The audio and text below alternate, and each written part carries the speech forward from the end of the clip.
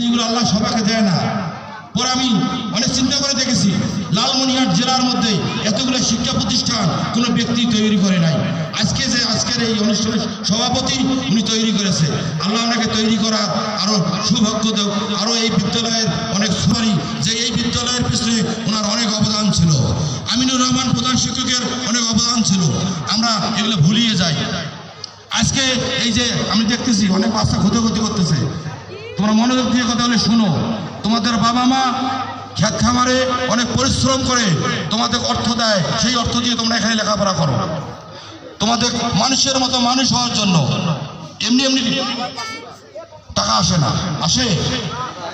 তোমরা আগামীতে তোমরা এখান থেকে ইঞ্জিনিয়ার হবে, তোমরা ডাক্তার হবে, তোমরা এখান থেকে চেয়ারম্যান হবে, এমপি হবে, এই দেশ পরিচালনার তোমরা সুযোগ পাবা, এই আশা আমি রাখছি।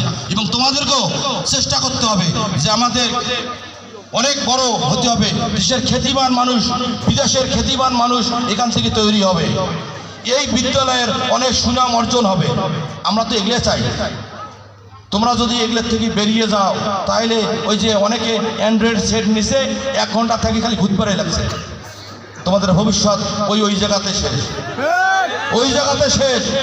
আর তোমরা যখন মানুষের মতো মানুষ হবা, তোমাদের কাছে আইফোন থাকবে, বিশ্ববিখ্যাত ফোন থাকবে, এসি বাড়ি থাকবে, এসি গাড়ি থাকবে, সব কিছু তোমাদের আধুনিক থাকবে।